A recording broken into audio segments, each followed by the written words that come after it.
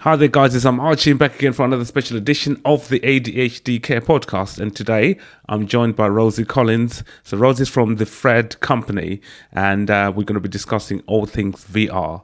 So that's virtual reality and how that fits into the ADHD space. Hey, can you hear me? Hang on one sec. I can, yeah. I'm just adjusting my sounds. 1 second.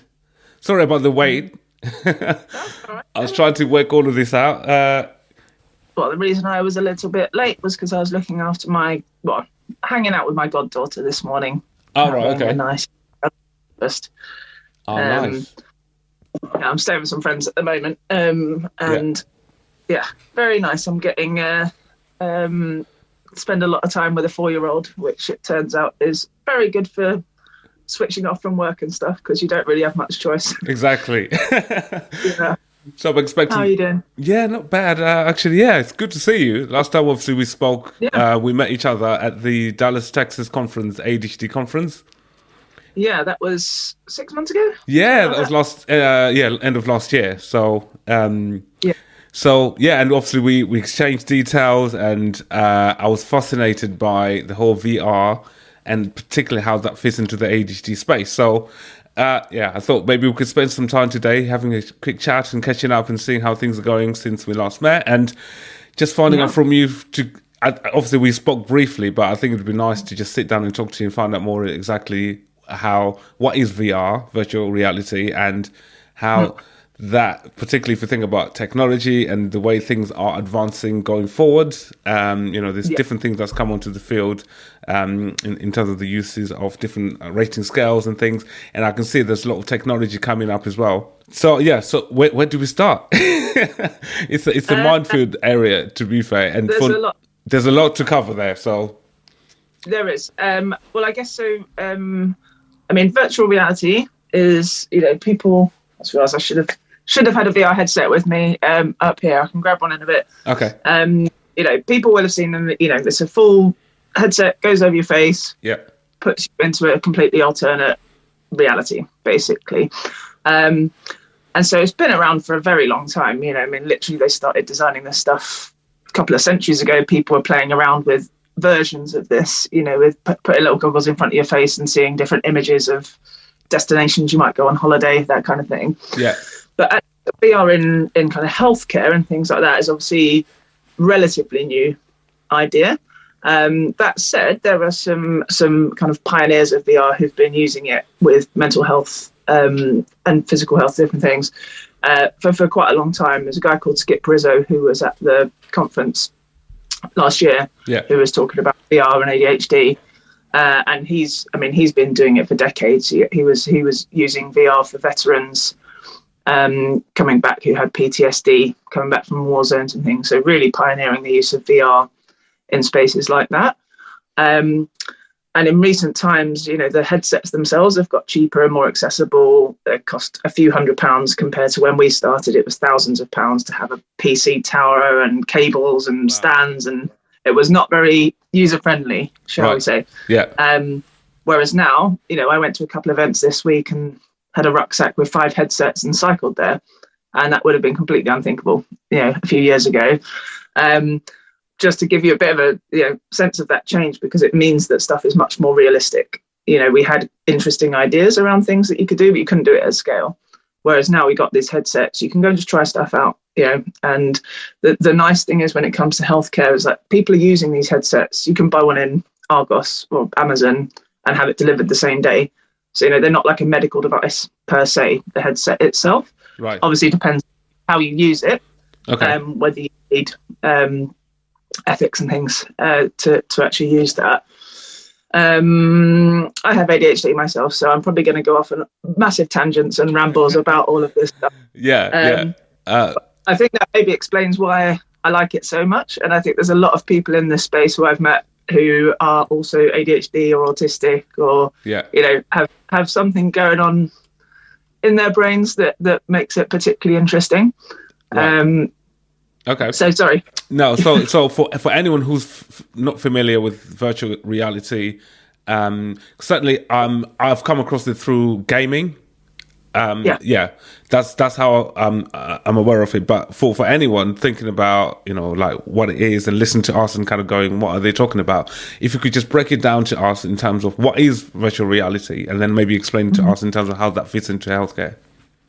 Okay, so VR, most people will have seen probably by now. A headset goes over your face.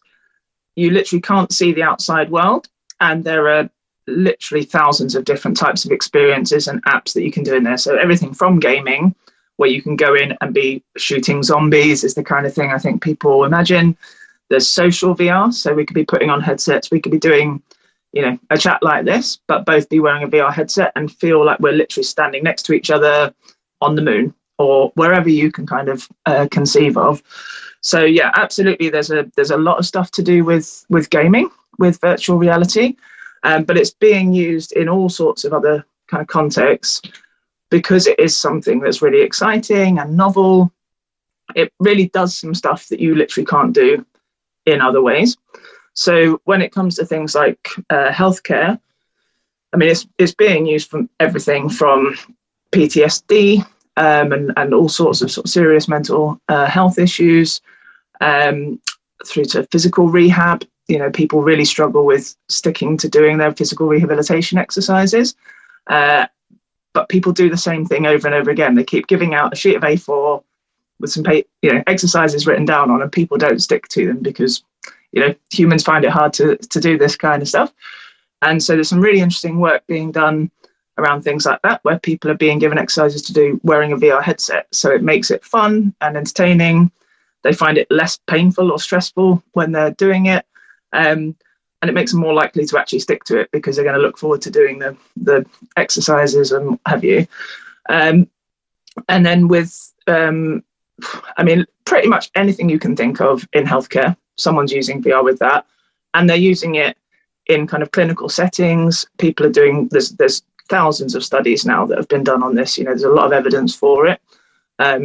Obviously, depending on the context, but broadly, it's pretty safe. Making sure as long as it's all been done sort of appropriately. But people are doing things with phobias, for example. So if somebody has a really extreme fear of heights, one of the ways that people might try and deal with that with a clinician would be graded exposure, taking them closer and closer to the edge, doing CBT or different types of exercises to kind of make them feel less scared about it. Makes Obviously, sense. There's all sorts of issues with that, though, because doing that in real life, there's a time and cost associated with all of that. There's a lot of time for the clinician. So there's places like Oxford VR, which is a big organisation that does a lot of research into this, and they've designed VR experiences. So it means that you can do all of that kind of graded exposure kind of idea, but in a headset in a safe location in your own home if you want to. So it kind of allows you to do stuff like that literally isn't physically possible. Or if someone's so anxious they can't leave the house, the VR, you can kind of take that experience to somebody in their home and allow them to start experiencing things again as a way to kind of get over that first hurdle of the anxiety of, social interaction or whatever it is that they're sort of dealing with. Yeah. And so now there's increasingly, still I think quite a new area, but people are starting to look at using it with ADHD, for example. So Skip, who I mentioned earlier, the thing that he was showing in Texas last year was sort of talking about the ability you've got with a VR headset to track people's eye movements, for example. So they're going so far at the moment as looking at using it for, I think I'm right in saying this, like the potential for using it at least in assessment of ADHD, because you can create, for example, a classroom environment, but you can add in distractions. You can kind of create the sort of situations that might be difficult for a kid with ADHD. But then you can literally see, what are their eye movements doing? How are they being distracted? How are they moving away from the task that had been set? And it was really interesting, sort of seeing the kids who did have ADHD and those who didn't. A distraction would come past the virtual window, and a lot of the other kids would kind of glance up and get back to stuff. And the kid with ADHD would glance up and then they'd be like, oh, and it would kind of set them off on a sort of stream of distraction. Yeah. And saying that, sorry to interrupt. I did had a go at that the virtual experience that you just described there, the classroom setting, whereby it literally looks like you are in a virtual classroom essentially, and everything that you'd see in a classroom, you got the teacher in the front, you got all the other students sitting around the young person, and they've been given a task to do, and there's all these distractions as you described there. And and you can easily see that's a typical classroom setting that you'd find that is trying to reenact and trying to put that young person in that setting, and to see how they cope with all these distractions. And and easily for me, I could see myself. You could see that. For anyone with ADHD, easily there will be something that goes past, or another young person who's doing something, and which is what usually you'd hear with most in a typical classroom setting, where the young person with ADHD can't really switch off from those distractions. Do you know, one thing that was really interesting as well is some of the unintended and unexpected kind of consequences of doing kind of exploratory work in this sort of space. Was we did a piece of work with the Children's Society, and they were working with kids who had sort of social anxiety and various things like that. In retrospect, I think probably some of the kids we were working with maybe had ADHD or something, but I didn't really know about ADHD at the time. And so we did a kind of co-design project where we asked them what they got distressed about. And we ended up making a film project, a virtual reality film project with 360 video. And we went and basically shot the scenarios they described as being stressful or difficult at school. So things like sitting in a classroom, doing a test, being asked to read aloud, obviously make people a bit nervous, walking down a corridor where there's all the older kids looking in on you and making you feel nervous. But what was interesting was when we did the launch of the video, some parents came down to kind of watch the video that their kids had been involved with making. And one of the mums watched it, and she'd not tried VR before. And so she was suddenly now kind of put in a school corridor with all these kids looking at her. And it was really fascinating. She took the headset off and she's like, oh my God, I'd forgotten how awful it is at school. And she really thought that her daughter was overreacting a bit when she was saying how worried she was about school and how anxious it was making her. Wow. But by putting on the headset, she was much better able to empathise with her child, because she was like, do you know what? It is awful at school, isn't it? It is horrible with all of this around you and the noises and all of this kind of thing. Yeah. She obviously was a great mum and she loved her kid, but she didn't really believe her. She didn't really think, she thought this was a real overreaction and she was being overly sensitive and all this sort of thing. And by putting it in the VR headset, though, she was able to really feel like she was there. You're literally looking around this 360 video and there's a kid behind you and there's a kid in front of you over there. And you can feel that in a way you can't get off a flat video. You could make a YouTube video about this with kids talking about how stressful it is, but the VR allows you to put someone literally in that space, and it has the spatial sound as well, so you literally hear the sounds all the way around you. You really, really feel like you're there.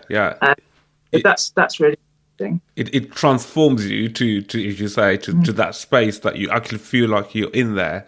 I remember putting the headset on, and for those 5 minutes or when I was doing it, and I was completely in a different planet. So and we'll talk about obviously on the other treatment side of things as well with this VR. Just sticking to the assessment. So does it only, obviously in that scenario that you described, it's talking about distractions and things, but what is it it's trying to pick up from a young person? Or I'm assuming you can use it for an adult. It's not just for children, is it? No, I don't think so. I mean, I think with a lot of that stuff, it would be kind of appropriate context. So I don't know the ins and outs of Skip's research on this. But in theory, if you had something like that for a kid, you could have, a shopping centre or an office environment or whatever's appropriate for that adult, that's going to kind of trigger that same kind of reaction to them. Like an adult sitting in a school scenario, they might get distracted, but they're not going to engage with it properly, obviously, because it's not really... Of course. But in principle, I mean, this is what's cool with it, is that in principle, basically anything is possible. And there's still such early days, really, from those first VR headsets that I was using. I felt like I was very, very early to using VR. We were buying the first developer version of the Oculus Rift and things. That was 2016, I think, that came out, and how quickly that has changed. So there's still very few people in reality kind of researching this kind of stuff. So I think it'll be people like you, like all sorts of different people are going to come across it and start having their own ideas. for kind of how it could be used, and things like assessments and stuff. It's really early in terms of that. It's as the tech gets better, because you start being able to do eye tracking. It can tell all of your head movements and things, so you can get incredibly precise data without putting, monitors and heart rate and all of these things on somebody. You can get a huge amount of data, very detailed data. So, if you have 100 kids, you'll be able to compare all sorts of things. How much is their head moving around? How much are their eyes darting around the room? And then you can obviously do more qualitative stuff and, have interviews and things. But that tech is getting better and better. So you'll be able to, especially with AI and everything now, you'll be able to just automate that, just get all the data out, go, there's 100 kids, this is how they all reacted in that situation. And so I think this is what they're doing at the moment, is they're getting kids who've been diagnosed with ADHD and kids who have not, and seeing what those differences are. And then obviously down the line, you can use that data to start looking at using it as one of the tools, at least in assessing for ADHD down the line. So obviously, as you know, there's like not a sort of, there's a lot of questionnaires, but it's not like you can do a blood test and say somebody's got ADHD. So I think these kind of data will be really useful to people. And for yourself, you mentioned about your own diagnosis with ADHD. So I'll come to your journey just around that in a second. But just from using the VR yourself, how did you find it? What was your personal experience of using it? So the first time I bought it was about 2 a.m, and I'd been having a drink with a friend, and he showed me a video of it on YouTube, and we just bought it like that. So okay. One of those sort of signs probably about ADHD. Didn't know what I was going to do with it. I was an artist and director and photographer. So I was doing stuff kind of in that sort of space, and I was always quite interested in technology. And I literally just bought that, and I was like, right, I'll do that next. That seems like it's going to be pretty huge. So I just started. I started telling people I work in VR basically, and then I did, and I just loved it. It's this kind of crazy, kind of intense sort of feeling that you would get from it, and so that kind of became my focus very quickly, and I became a VR person, and we kind of started using that in my work. It was actually around the time of the Grenfell fire, and we'd been talking to some NHS people about doing some work around getting people through IAP services and things, having trouble engaging with people. So right at the start, it was literally, we've started seeing some real benefits to VR for people. Let's try and use it, with the community that was really struggling at the time, and people really, really engaged with it. You could see that it was helping people to relax, and that they would then open up conversations by sort of using the VR. So one thing led to another, and so now, I run a company now that is basically VR research into wellbeing, so VR and wellbeing together. But it was only sort of during the pandemic, I think, like quite a lot of people, I'd had a drink with a friend who started talking to me about the fact she was going through an ADHD process at the time, and she told me later she raised it because she was pretty sure that's what I had going on as well. So she just kind of sowed the seed of that being what was going on. And then I very quickly kind of deep dived into it and got very obsessed with learning about ADHD. And it was like that real light bulb thing. I came across, there was a podcast that was talking about ADHD in women. And I remember one morning waking up, and I happened to just listen to that morning, and I kind of burst into tears because it was like, here's 30 traits of ADHD in women. And I was just like, oh my God, that's it. It was just like every single one, basically, barring one or two things. I was like, oh yeah, that's it. I'd never talked to anyone about it because I couldn't put my finger on it. I didn't know what it was. I think like lots of people, I'd kind of looked at different things. I'd never been to see a psychologist or a therapist or anything like that. But I was working in mental health though, which I think was particularly ironic with it all, sort of seeing all these people dealing with anxiety and depression and things.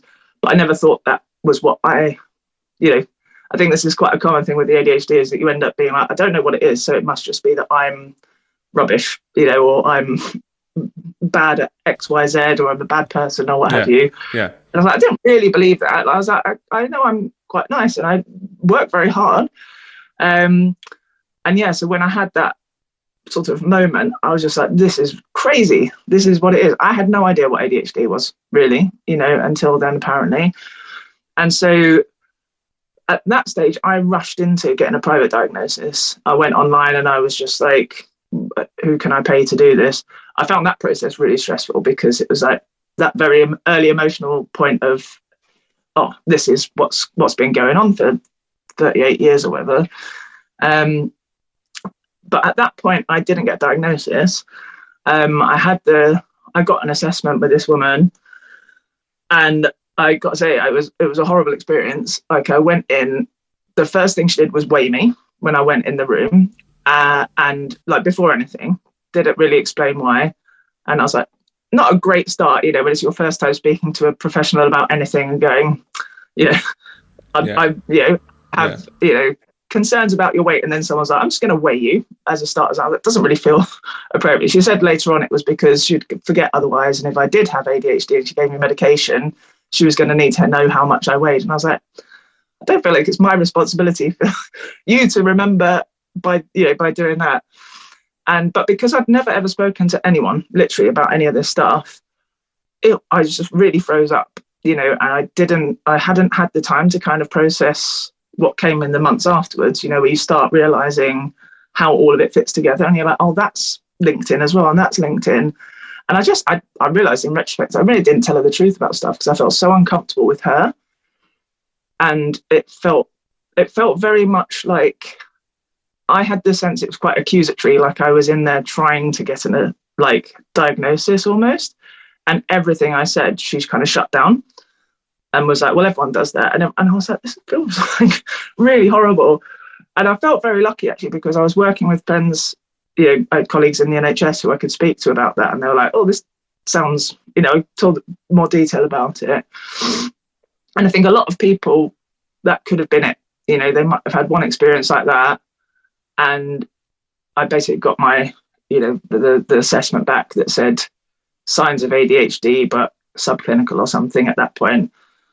And I was like, probably on the basis of the conversation we had, maybe yes, but I was just like, you're horrible. Like, I didn't feel comfortable talking to you. So how am I going to sort of unload all this sort of stuff that's got all this sort of shame and embarrassment around it? You got to feel comfortable with that person. And so I took quite a lot of time after that to kind of reset a little bit, because I kind of felt really decided I definitely had it because it was such a good fit. And it obviously felt weird having a professional say, I'm not sure.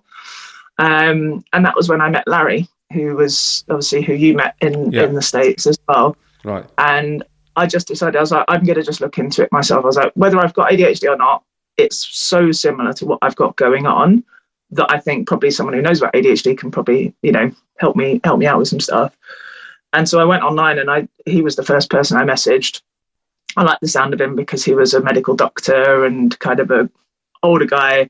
There was a lot of like warrior mom kind of coaches online, particularly in the States. And I was like, I want someone who's just going to like properly talk to me about it, understands the science of it all. Right. And so I just started basically working with him over Zoom. And he's a very well-established ADHD, coach and whatnot in the States. I was saying after about 2 sessions saying, what do you reckon? Like, do you think now that you know me a bit, do you think I've got ADHD? And he like burst out laughing, and he was like, yeah. Right. Sure. Yeah. I've kind of gone through the process with him. So I'm actually not formally diagnosed still in the UK. And I kind of, partly because I think we work with, a lot of young people and things who aren't going to get the opportunity to get a formal assessment necessarily, or it'll be on a long wait. I almost had a bit of a thing of sort of saying like I wasn't in a rush to do it. Like, I'd done about 100 hours with Larry over the last 2 years, and I'm very, very comfortable with, like, I'm certain that I have it. He is as well. Everything. I do think the only reason now that I'm kind of going through the process is because I'd like to try the medication, because I feel like I've done a real at the coaching and the, all of that side of things. But I still definitely feel like there's something I can't quite get at that's still nagging there, that from friends who've had medication and stuff, saying that's been hugely helpful to them. Right. Yeah, you mentioned Dr. Larry Jones there. We actually interviewed him. He's the one that actually introduced me me to you, actually. So I met Larry, and he was like, "Oh, have you met Rosie?" And so, and obviously, you were telling me about the work you've been doing with yourself, and Dr. Larry himself is diagnosed with ADHD. So, and he's written a book, as you know, and all his kids. And all his children, he's written that book, Falling Through the Ceiling, which is amazing. I actually bought a copy. I've still got it here. Which, just a nice description of living with ADHD and raising children with ADHD. So that's a remarkable journey that you just, thank you, obviously, for sharing your story there. But if you just go back to the virtual experience, so virtual experience. So right, let's fast forward to the treatment side of things. So let's talk about that virtual reality game that I played at your at the Dallas conference when we met. So a lot of the work that we do is around kind of engagement. So we'll sometimes partner with a service that wants to engage with a group. I hate the phrase hard to reach groups because it makes it sound like they're the problem rather than the service is trying to reach them.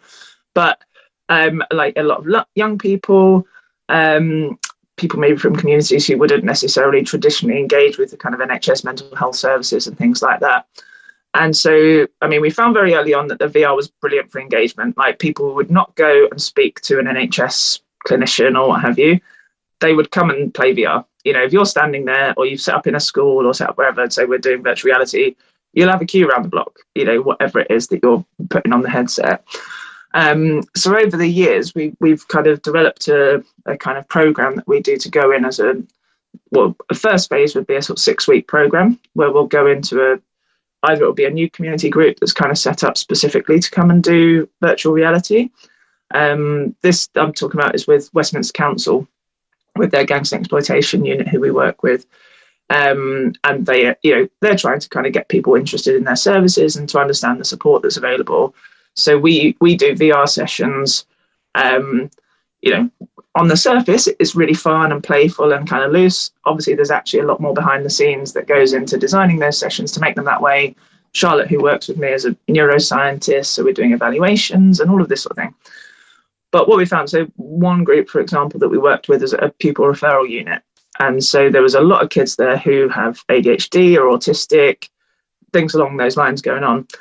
And using VR, we find is a brilliant engagement thing, like they said, but it's fantastic around emotional regulation, and particularly around like learning that you do have the ability to regulate your emotions, but also that it doesn't have to be boring. It doesn't have to be sit and do Zen meditation. Like, most teenagers are not going to do that. It's not their problem. It's just like, you're not going to want to do it. But there was one kid particularly in that pupil referral unit where I would obviously talk about ADHD very early on, just to kind of make the point that it was kind of fine to talk about and that I kind of wanted to raise it. And he clearly had ADHD, and at the start of the project, I mean, all the kids were pretty high energy and, kind of very fun, but very high energy. And they all wanted to do shooting zombies and kind of all this kind of crazy stuff. And we're like, well, we can't do anything to, like 18 rated, obviously, with them, but we'd find games that were sort of had the same sort of energy. So it'd be like smashing blocks in time to music, but it still scratches the same itch of what you want out of that kind of experience. And it's just amazing that it's really great for like trust and relationship building, because if you bring someone something like that, we always make a point of trying to bring really new kit that's got high end stuff that the kids maybe wouldn't get access to kind of outside of school. And what we find over the course of those 6 weeks, by the time we got to the end of that project, because we kind of talked about emotional regulation, but in just a real life kind of way of just like, when you're feeling absolutely like horrific, there are ways to kind of deal with that. And this kid, he'd come around to understanding it well enough and understanding how he reacted to these different experiences, that he'd come in the first half of the session and pick one of these really high energy ones to get this out. And then he'd come back for the second half of the session. And this is the app I think you were talking about, is the Nature Treks. And he'd be like, oh, I'm really hyper, like I really need to chill out. Can I have that nature one now? And he'd put the headset on and go and like lie under a desk and he would be silent for like half an hour. And the teacher would come in and be like, what's going on? Like, not normally a kid who is quiet, or relaxed. And it was brilliant though, because you could see that he hated feeling like that and hated being seen as naughty, but obviously like was very impulsive and kind of very physical and getting up and moving around, like all the really stereotypical ADHD stuff. But with the VR, you've obviously taken out all the rest of the distractions in the room. All of your friends, you can't see them because you're in the headset. And, there's a lot of kind of playing up to friends at that age and stuff. So everyone's in those headsets. Everyone knows that, to keep having access to the VR, they've got to be well behaved and stuff. But they very quickly just became that. It's not through threat or anything. They just wanted to be there and they were enjoying it and they felt better. And so one of the things, obviously, with this stuff, you need some sort of, even if we're not doing a formal study around it, we always do data collection of some sort, some sort of feedback. And so the thing we do most commonly is a before and after mood measure. So when the kids come in, they sit down, fill in, we have like a really simple emoji grid. So they can basically say, I'm kind of high energy, but in a good mood, or I'm like low energy in a bad mood, basically just standard emoji sort of stuff. And while it's something that we kind of need to do to show whether it's having benefits and things, it's actually become a really important part of how we use VR with the kids particularly, because it's like you take a moment to actually stop and reflect, how am I feeling at the moment, and fill it in and make a note about why you're feeling that way. So I've just had a fight with my friend or broken up with my boyfriend, whatever's going on. Then they play the VR and then at the end do the same thing to see how they're feeling now. And we've realised over time that actually filling in those forms isn't just about the data collection and the analysis. It's them going, oh, do you know what? I played a game for 10 minutes, but it was an appropriate sort of experience. Like, look how wildly different, you see really, really big changes in people's moods. They're coming in a like really foul mood. And by the time they leave, they're kind of, it's all right, kind of done with. And so I think it's quite an empowering thing, particularly for young people when you haven't learned, no one's taught you how to do this stuff, have they? Like you just don't really learn it. But it's a fun thing to do. And so people want to come back. And I'm quite big on, anything to do with wellbeing. Like it's got to be something you actually enjoy and something you want to do, because if you hate mindfulness, it's very unlikely that you're going to get up every morning and do 20 minutes of meditation or mindfulness or what have you. And I think everyone basically is in agreement that mindful type activities where you're focused on one thing, is really good for you in lots of different ways. And the VR is just a brilliant tool that helps you to do that. It helps take away those distractions. And it's why we use the kind of apps that we do. People have spent a lot of money developing an app that looks really good, that people will pay money to use. So we use those, but we just use them in a particular way. And I can focus on that for hours. I'll go into one of the VR art apps particularly. I could be in there for 5 hours just sort of pottering away. Like, you wouldn't get me doing 5 hours of paperwork, but like, doing something like that, it's so absorbing, and like you get into all the details of it. It's really, it's really lovely. So it's the engagement bit, I think, is really one of the biggest things. And because in that one headset, you've got the option of 1,000 different apps. So your mood changes all the time. Like any of us, how I feel this morning is not going to be how I'm going to feel tomorrow and tomorrow after work or, what have you.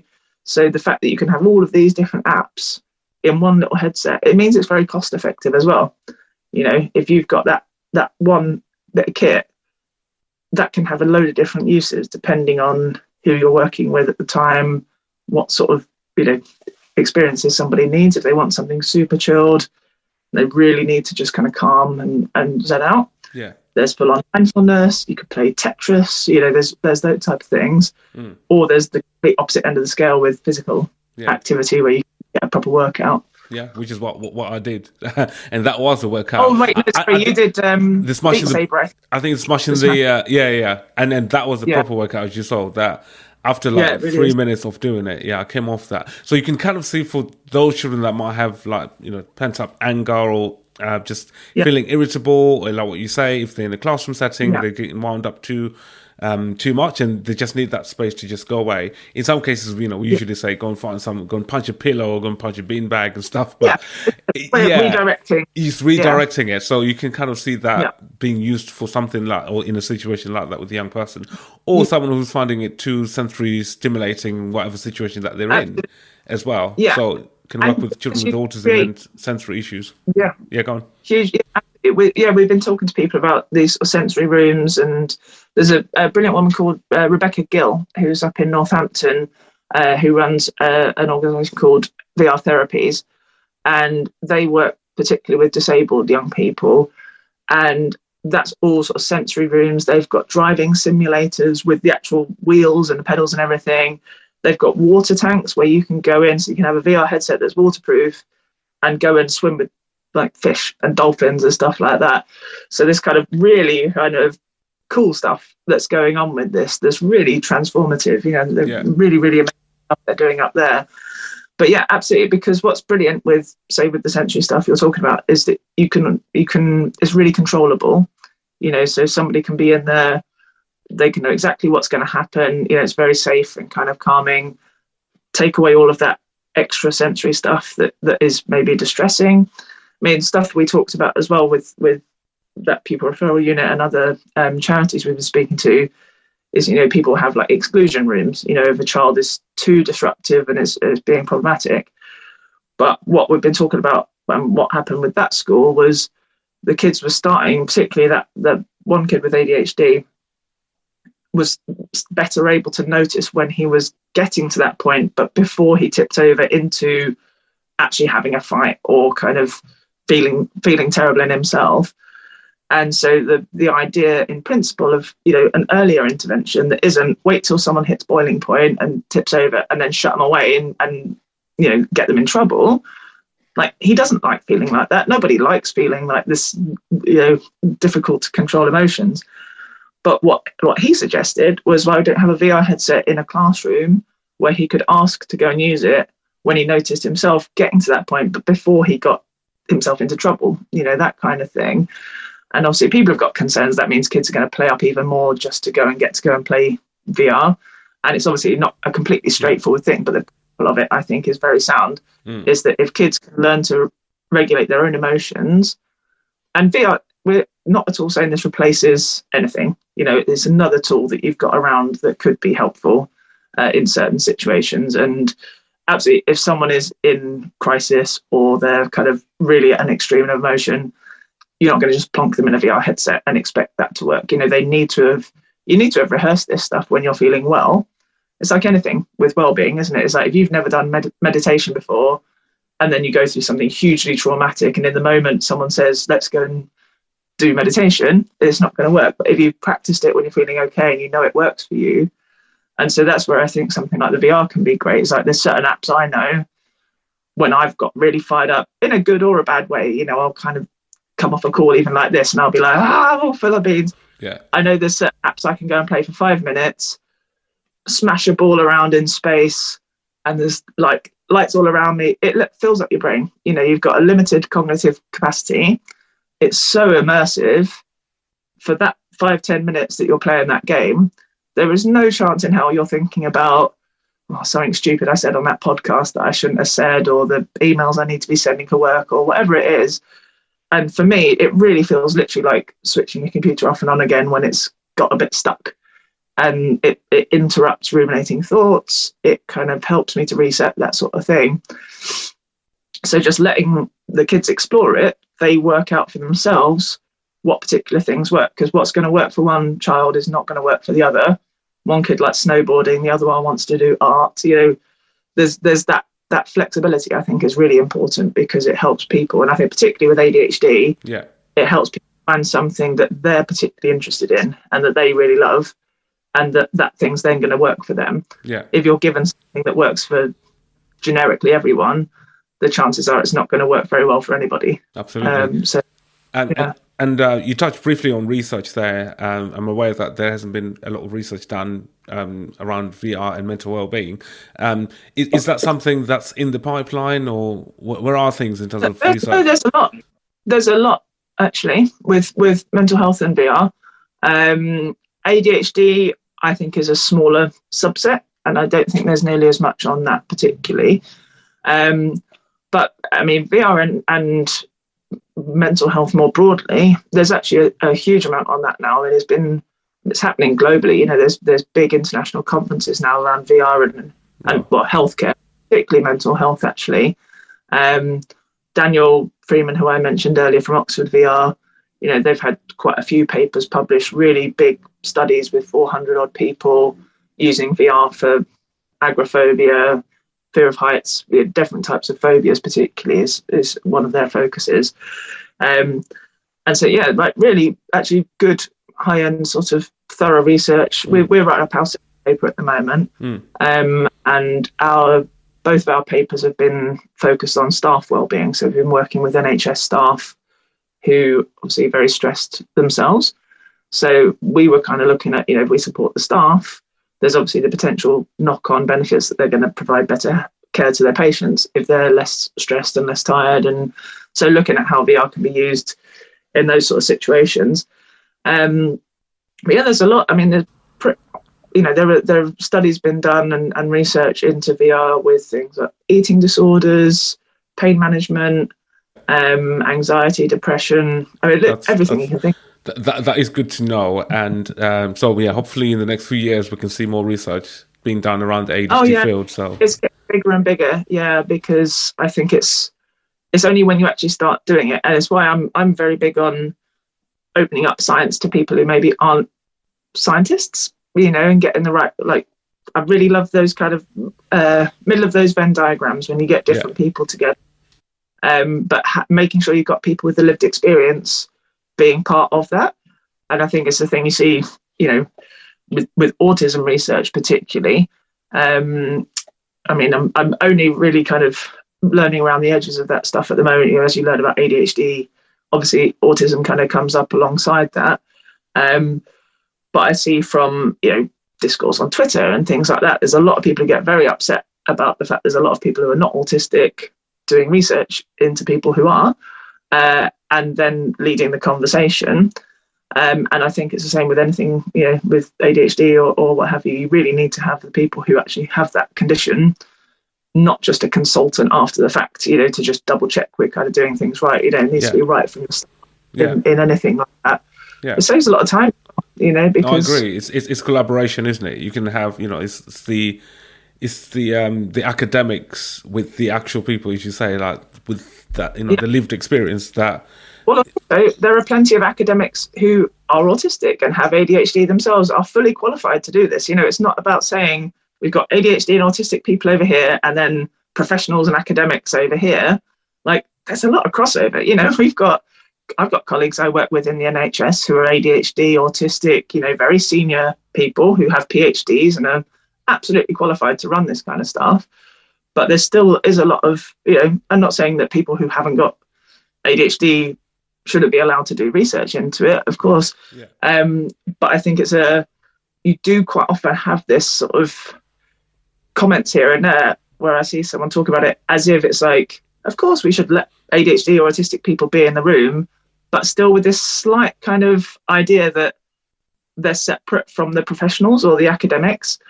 And I think a lot of people, like, just doesn't cross their mind that actually, you know, there are academics and professionals who have the conditions themselves, who absolutely could be running the research and, you know, getting the funding for it. As you saw at that conference last year, the ADHD conference in Dallas, like what you said, that I came across a lot of academics, and some of them had ADHD themselves. So that just proves the point. Oh, absolutely. I mean, I think it's probably really common actually. You know, people really get into like one area of hyper specialism that they get obsessed with. As long as you can get an assistant who helps with, you know, keeping things on time and stuff like that. Exactly. And if you was to fast forward in 5 years' time, where do you see the virtual reality, if we focus on the ADHD field mainly, the ADHD space? So, where do you see that going? I mean, I think there's the kind of the stuff we touched on, like the emotional regulation and all of that sort of thing. I mean, definitely stuff around almost, sort of having a virtual assistant with you, that kind of thing. I think there's going to be these things coming together. So I don't know if you've heard people talk about ChatGPT and AI and how quickly that's all coming around.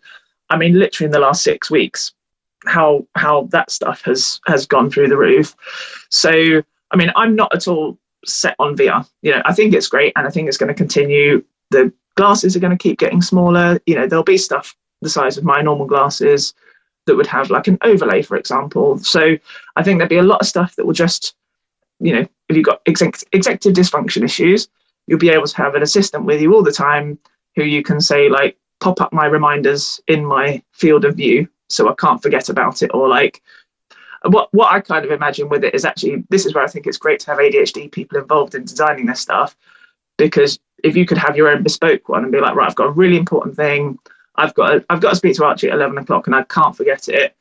I love the idea I could program my glasses and be like, flash big red lights in my face while I'm doing the cooking and be like, go upstairs now, like, you got to do it. Yeah.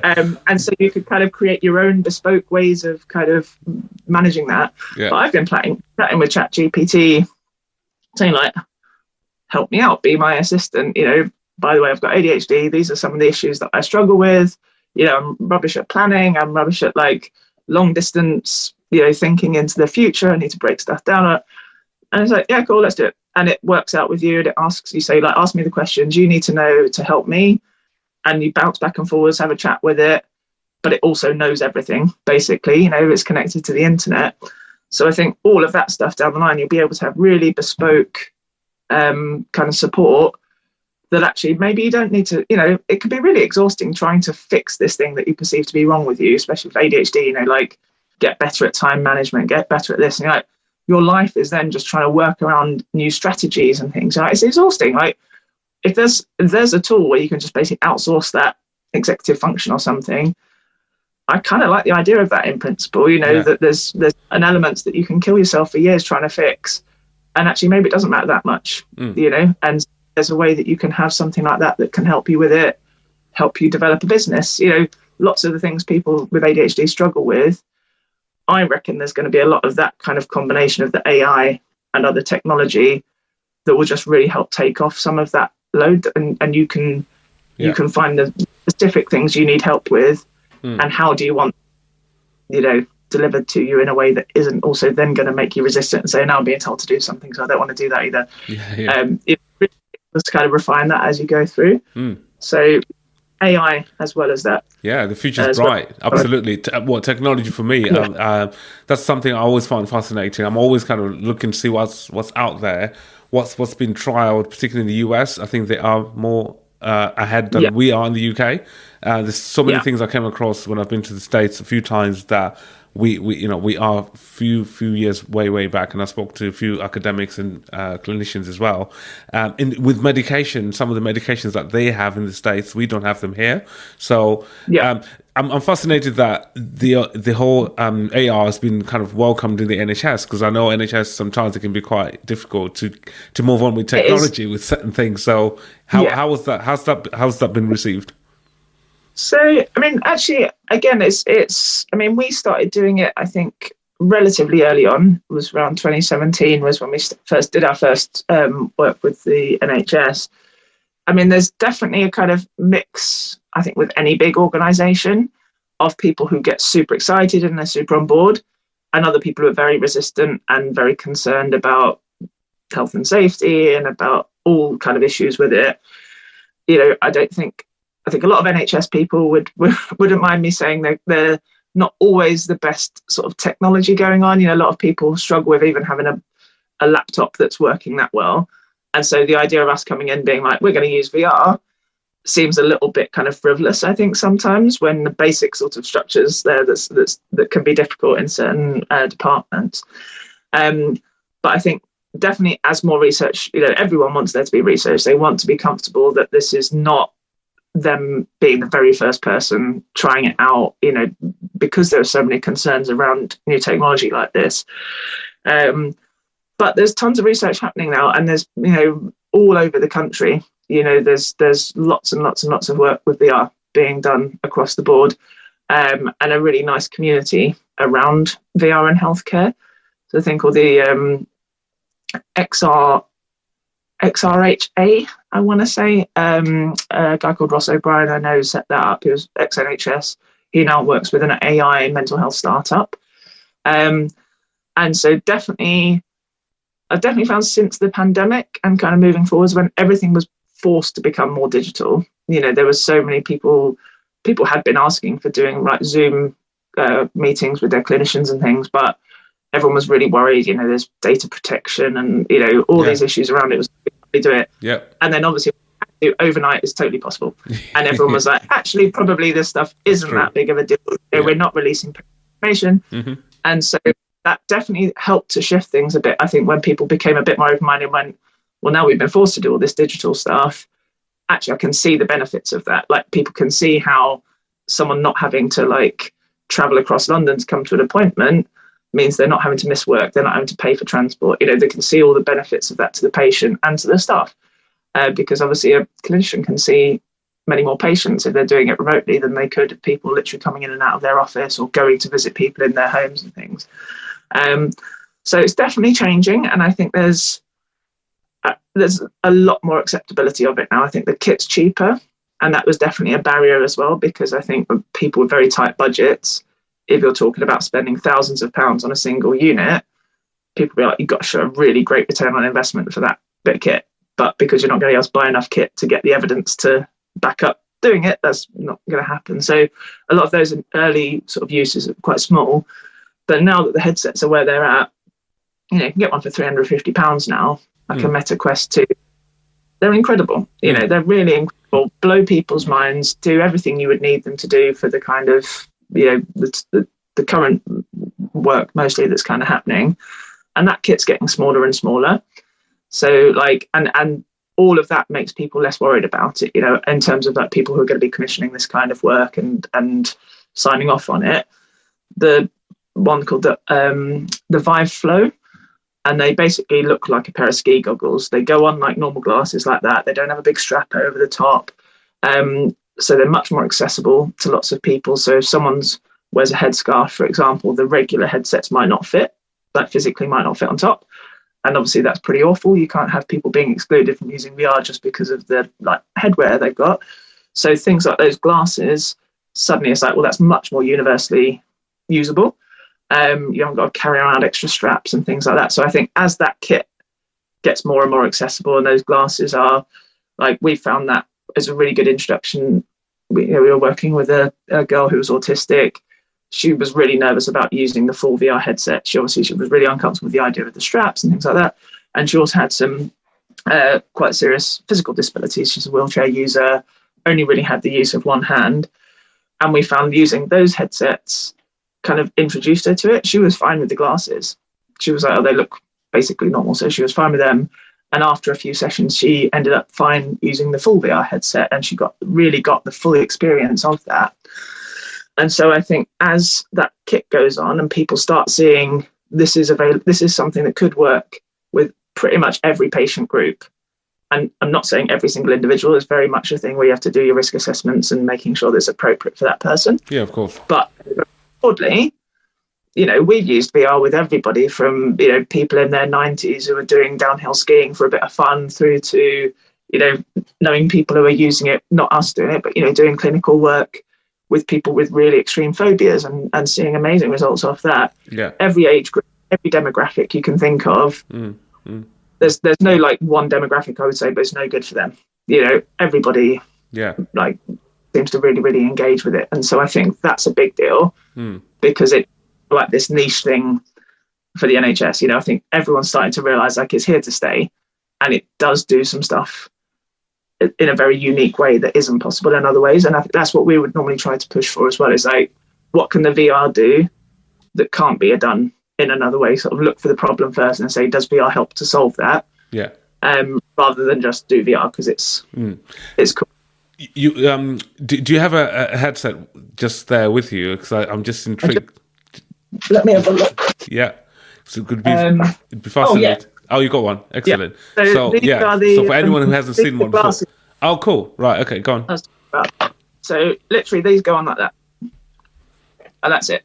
Okay. So it does have a little controller, but all of these things are now starting to have hand tracking. So literally in the headset, I can see my hands. I can it's like Minority Report, I can kind of scan through things like this. I can expand stuff, so using them, and you can see now, like, that's how thick those are. Yeah. So, I can literally pop those in my pocket even. So I did actually last year when I was on the way to Texas, I had those with me, and I thought, I'll see what this might, maybe this would be helpful for someone who's scared of flying. And I just had them in my pocket. I was like, I'll put them on while we're taking off, because I would assume that's probably a point where people would get very nervous.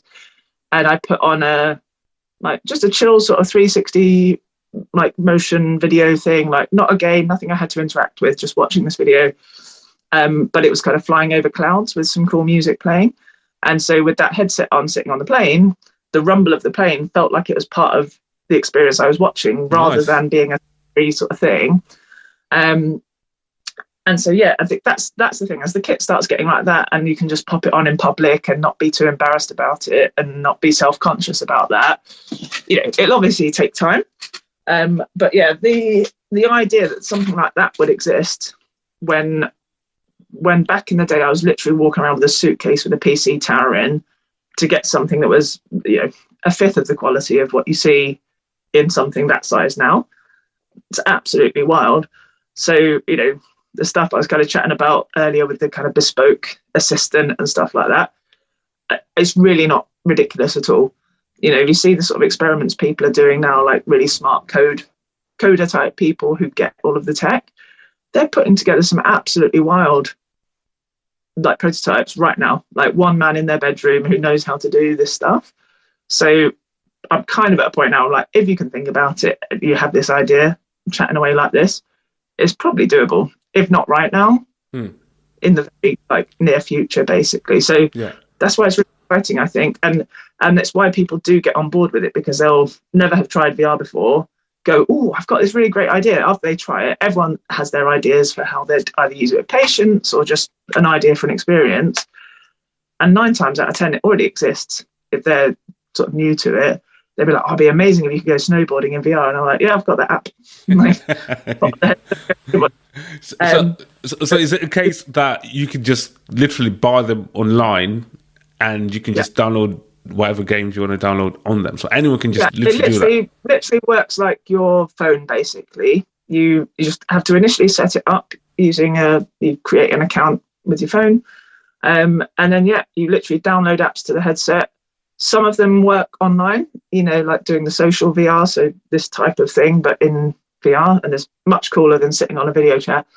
But loads of it you can just download and then switch off the Wi-Fi. You can be offline, so you can play it anyway. You don't need to worry about your internet connection. There's no cables. It's all literally just in that headset. It's got its own battery. It's got all the storage on there. So you don't have to worry about cables trailing around, plugging things in. You can get extra battery packs that kind of plug on the back that make it last for ages. So once you've got the stuff downloaded, you just kind of good to go. And also what you can do is cast from the headset. So you're in the headset seeing the particular experience, but say you as a clinician or as a teacher or just, with your friends, you want to sort of see what that person is seeing.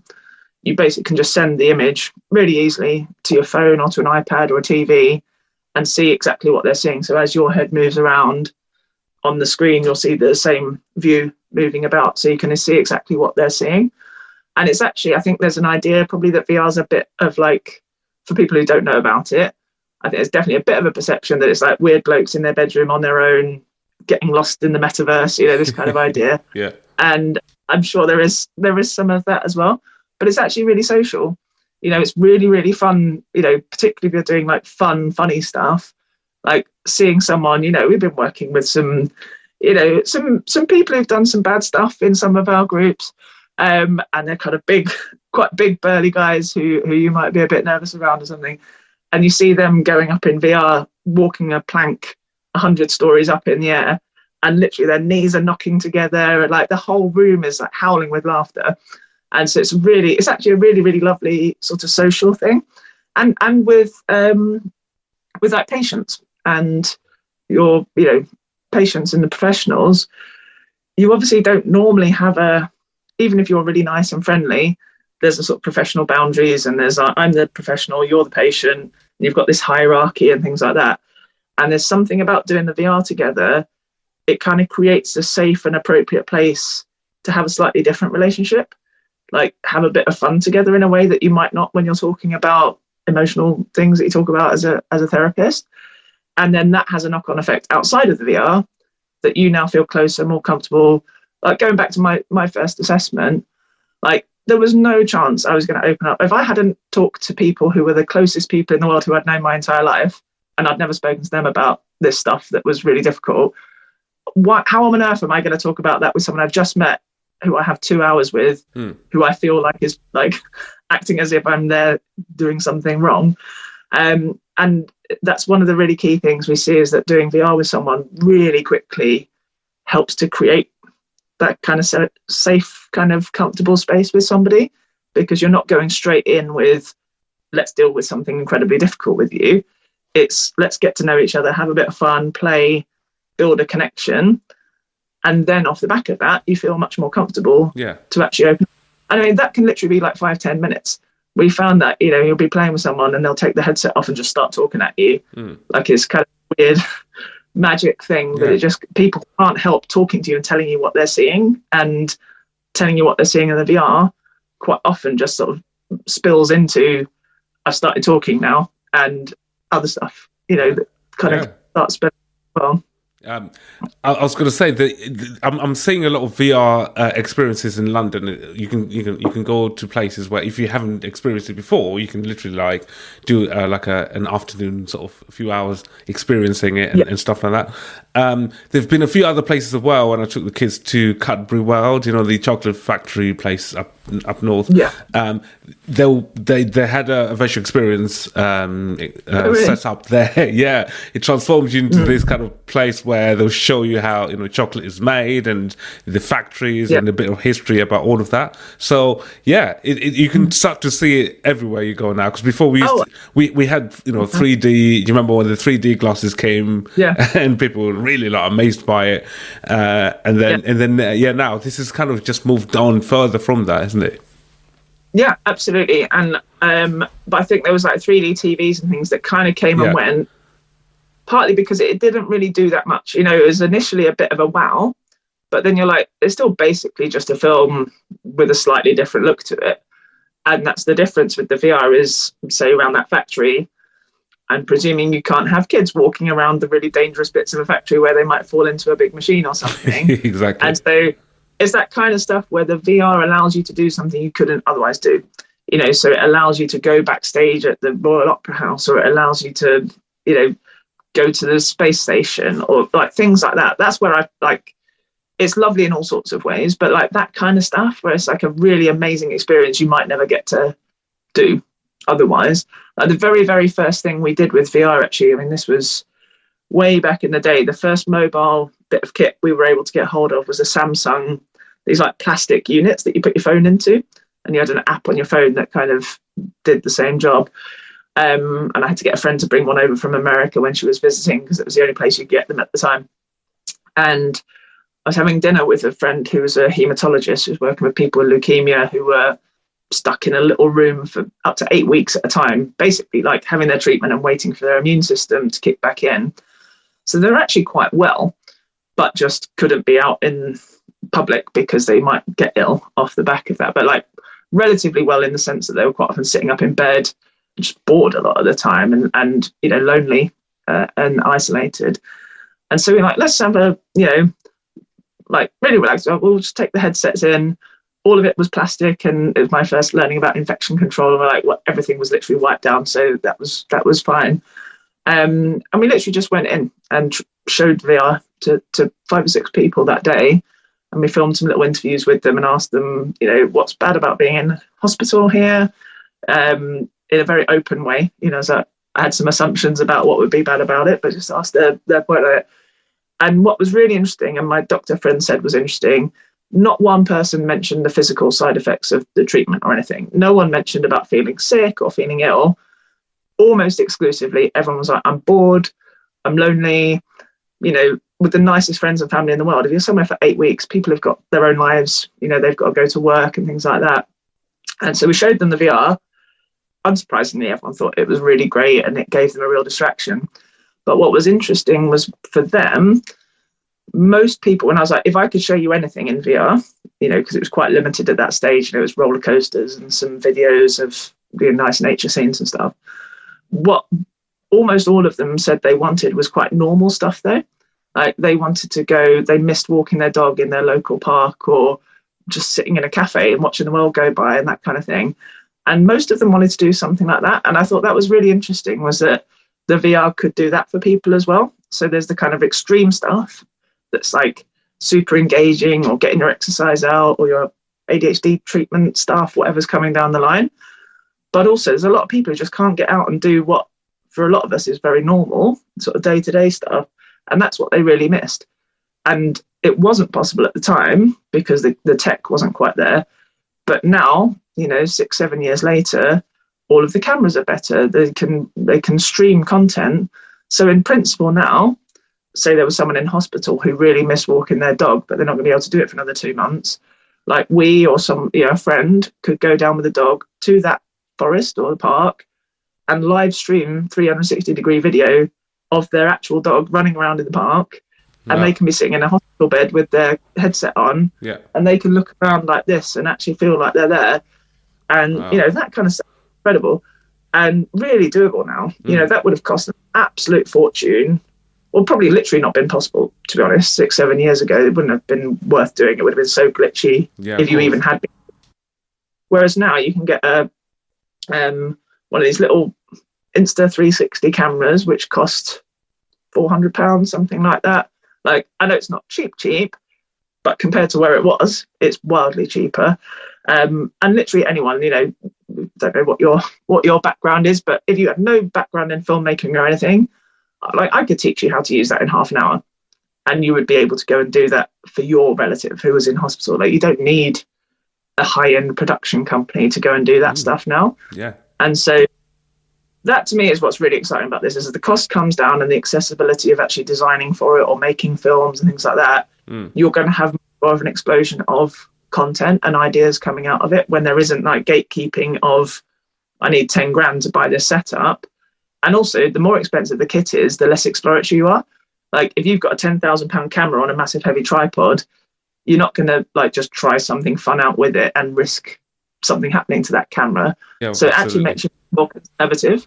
Whereas if you've got a camera that costs a few £100, you'd be like, yeah, I'll try strapping it to my dog and running it through a park, Exactly. But when it's the research and stuff as well, if you can get kids who've got ADHD and be like, here's a load of cool kit and here's some of the stuff it can do, how do you want to use it? That's when they start coming up with things like, they were asking us for like maths lessons in VR, the kids with ADHD. And like, no kids ever ask you for maths in VR. They want to do the kind of crazy stuff. But you could see this is something they're struggling with. They find it boring. They're getting in trouble in those classes. But it's not because they hate maths. It's not because they're bad kids. It's just not connecting with them. And they straight away were like, oh, you could do English. We could go and like watch a play in VR, and then we could read about the book, and then we could have a discussion about it. Like, coming up with amazing ideas of how you could use VR in education. And so that's an interesting point there. I was just going to come back to that. So how does that work? So for you to do a lesson, or for a young person to take a lesson in VR? There are companies now who have full, curriculums in VR. Like most things you can think of, there's some amazing kind of anatomy in VR stuff, where there's a body and you can literally like take layers of skin and muscle off and pull a body apart, so you can really kind of see all those parts.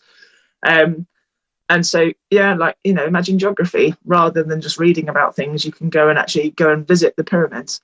You can go, there's a guy I know who does photogrammetry, which is basically taking thousands of pictures, say, of this room, and then using some clever, computer algorithms, you stitch it all together and create a 3D model, but that's like a perfect photorealistic representation of that space.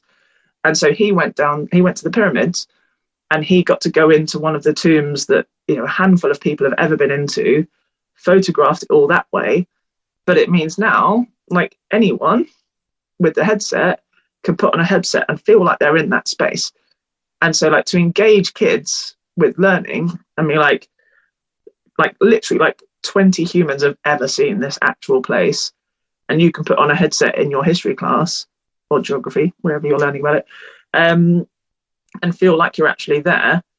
Like the emotional kind of connection you're going to have to that learning is absolutely huge. Or you're learning about climate change, go and visit, somewhere where the ice is melting and you can see the penguins, or like, do you know what I mean? Like, you can kind of do stuff actually going to really kind of connect with people.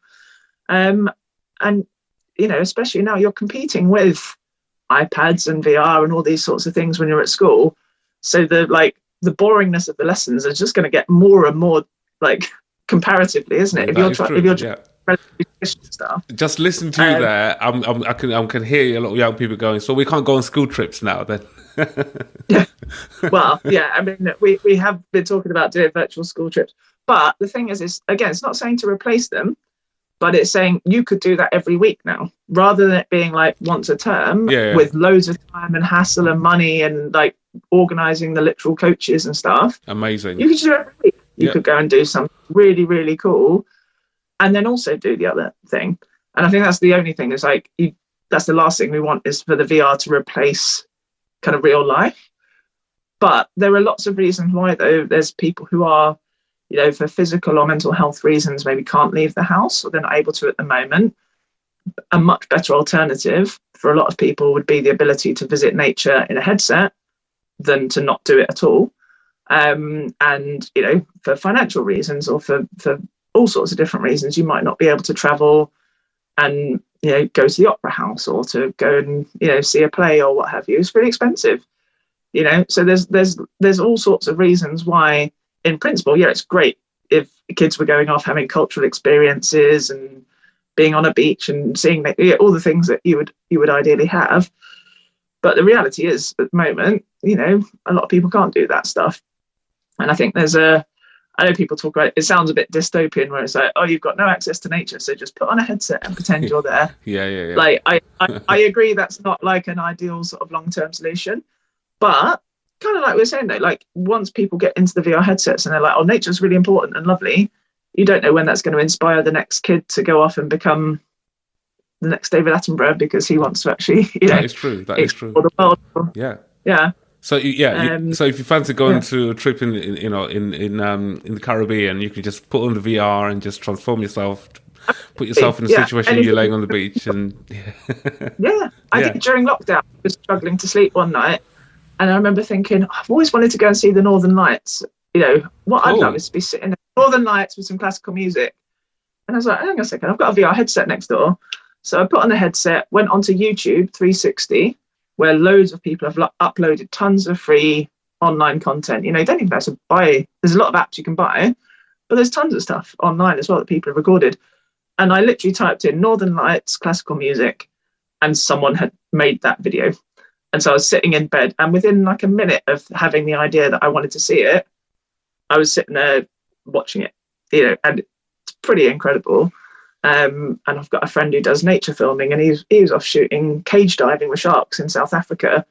And I like the idea of that. I think it's very unlikely I'll actually go and do it in real life, but it's pretty cool to experience it. And just, you can try stuff out without it being a big risk to your health and safety or finances. Sounds like you've got lots of cool friends. I need to start hanging around with you, There's a lot of really interesting people who've gone into this. And I think particularly because when I got into it, I said, I feel like I got into it quite early, but then obviously I'm meeting people now at these conferences who've been doing it for 20, 30 years. But because it's only quite recently that you can kind of study VR at university, like learning how to make the content and things. So when I was starting, probably about 8 years ago, lots of the people I'm now like friends with or working with have come from all sorts of different backgrounds.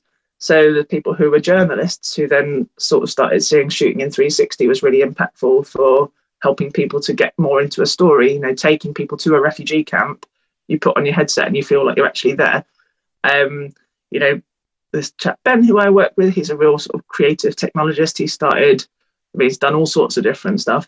But he was a drone pilot. He was doing a lot of cool stuff with drones, and then 360 cameras came out, and he kind of shifted towards that. So now he's a real expert in like moving image, but also that works in 360. And yes, he got loads of people who came from all these different areas who kind of saw VR and 360 filming and things, and they're like, "Oh, I'm just going to find my way through it." Yeah. So it's really, really interesting mix of people. And are you coming to the ADHD conference this year? Yes, I was just speaking to Larry actually this week. We're what I do for myself is I do sculpture, and I call it Clay ADHD. Nice. It's my Zen thing it's one thing that I find really helpful to switch off when my brain's just spinning around. I can sit and do sculpting for hours at a time without, thinking about anything else. And so we're chatting about the idea.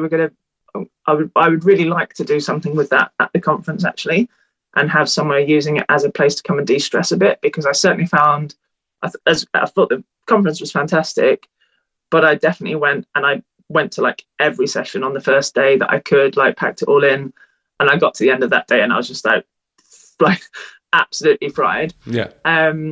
And so it's, I think would be quite nice to have some more stuff like that, where it's like have a little bit of a break and come and actually do something with your hands and do something a bit, that's actually going to kind of chill you out and hopefully make more of the conference. So we're going to be pitching that, but regardless of whether we're part of it in that sense, I'm definitely going to be there. I thought it was so nice being around. Yeah, it was amazing. That many people like that, and everyone's just full of beans and minded, and it was a lovely experience. I spoke to Melissa Reskoff right at the end of the conference, and she mentioned about what you just said there, that was some of the feedback that they got from last year's conference about nowhere to go where people could just kind of de-stress, and sometimes it gets too overwhelming, certainly. So it definitely was, and I thought that for people with ADHD, there's kind of, especially if you've flown from the other side of the world, I want to make the most of this and go and see, and there's so many interesting speakers and things, but obviously then there's a limit. And then, you're in a quite busy, loud hotel and stuff, and you're like, I did on the Thursday night, I just left the hotel and I went and found a really quiet bar and I sat and had dinner on my own, because I was just like, I'd just hit a point. Yeah, not I mean. Yeah. And I'd spoken about 5,000 words a minute to everybody that I met there as well. So I was just literally fried. And I think, if you're doing a conference for people who have ADHD, I know they had some sort of a sensory room, but I forgot to go and check it out actually. But no, I didn't see it either. I know there was one, and I saw a sign for it, which I thought was great. But I definitely think, it's a really important thing. If you're sitting there, especially you're sitting there on a chair, staring at people talking on a panel for a very long time, that's kind of the kryptonite for ADHD people, isn't it? So I think having a place where you can really go and chill out. And well, the point for me was that I was doing it for myself, and I started jokingly calling it Clay ADHD because I found it was like this amazing way to sort of calm my brain down, but I didn't need to like drink wine or anything to kind of help along with it. The clay would sort of do it on its own.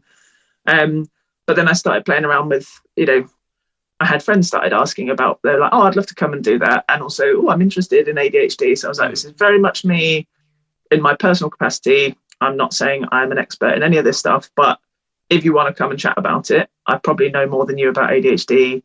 I know more than you about sculpting, and we would come together and basically people would bring a bottle of fizz or something, and we sat around and did clay and talked about ADHD related stuff. Right. And it was a really lovely way to kind of like with the VR, it's having something else there that isn't just let's sit in a room and talk about something really, really like hardcore. Yeah. There's something to be doing at the same time with your hands, and it kind of really helps to facilitate people, I think, feeling comfortable talking. Yeah. And certainly I've got much more comfortable talking about all this sort of stuff, I think, partly because I kind of wish someone else, I'd done that with someone else, because I would have realised that some of the stuff I was dealing with was quite normal, for a particular like set of people. And definitely I found that with the clay, it's just like, it's a really nice thing. You're actually making something, you're using your hands. Everything's so digital these days. Much as I love VR, there's something about just having something that's like really tangible that you can squish around and stuff. And it is another thing that it does seem to kind of open people up and make them more comfortable chatting. Yeah. Or you can sit there and just focus and listen in on other people if you're not comfortable talking. So it kind of works quite nicely either way. So my email is Rosie, Rosie, at thefred.company. Is the Fred Company, is this? So yeah, very happy for people to send emails if they want to chat. I clearly like talking about this stuff, so I'm very happy to chat to anyone really about it. We're definitely interested in, researchers and, collaborators who want to do stuff along this, all the many things that we've kind of touched on today. It's really nice collaborating with other people who are kind of excited and interested in trying new things and, doing it appropriately, but in a sort of innovation kind of way of getting going as quickly as you can, because it's certainly something I've got frustrated with academia, is like how slow it can be. By the time we've done all the ethics forms and stuff, I'm bored of the idea of the project and want to do something else. Yeah. But with the right collaboration, that's great, because you've got academics and researchers who do that and are sort of, consistent 9-to-5 kind of people who you can work with on things, which is a long way of saying, yes, very happy to talk to anyone, basically. And show people VR if they're interested. And are you on? Sorry to interrupt. Are you on social media at all? I mean, like Instagram or TikTok? I haven't been using it very much at all. We are going to be starting some stuff on TikTok soon, but we haven't launched that yet. Twitter and Instagram, I'm on there as the Fred Company, but I mostly share random pictures of Fred and very little work-related stuff at the moment. I'm on LinkedIn, but sending an email is probably the best way to do it. Instagram, we've got some fun videos of people playing VR and having some fun with that. You've reminded me though we should be doing a bit more beyond social media these days, given what we're talking about. Absolutely, the market for it, it's crazy. It's big. It's it's really fun, and I think that's kind of the whole. Basically, the point of all of this is that it's fun and can do good, and I think it's able to do more good because it's fun. Absolutely. My task for the next probably month or so, I'm going to try and get that headset, which is the Meta Quest 2. You can get that from Amazon or Argos or any other platforms you can find online. That's what as you heard it from Rosie there. That's what if you had never used a virtual reality headset before, get that, experience it yourself. If you're parents, you want to just have a go at it. It sounds like something you could do like on a sort of Christmas day. Those family, all of those. Like you can all have different headsets if you can afford to have as many as you can. But honestly, you could have everyone have one, but honestly, even just with one. It's really fun having one person, especially if you can kind of see what's on the screen. You sit around and everyone has a go. Like it's fun watching other people. It's not like waiting your turn to watch someone else playing PlayStation. Like watching your mum, dodging out the way of spaceships shooting at her or something. Like it's really, really. It's pretty great stuff. Amazing. So I'll stay in touch, and we'll keep in touch, and we can take things further, hopefully, with what we were discussing before. So I'll let you go. Yeah, absolutely. Lovely. All right. Well, I'll speak to you. And let's find a time. Are you aware of the ADHD Congress, the one that's taking place in Amsterdam in next month? No, but I'd love an excuse to go over to Amsterdam. When's that? On the 19th of May to the 22nd. Oh, really? Okay. Yeah, and I'll be there. So just. I'll check it out. I'll have a look. Maybe can day or two. Yeah, absolutely. Yeah. So if you do come to it, great. But otherwise, we'll keep in touch, and we'll catch up soon. And I'll send you the link once we obviously posted this podcast, and people can reach out to you. We'll leave your contact details on there. Yeah, great. All right. Well, thank you for having me. It's lovely to speak to you. Amazing. Definitely do something. Cheers, then. All right. Take care. See you later. All right. Bye. Bye. Bye.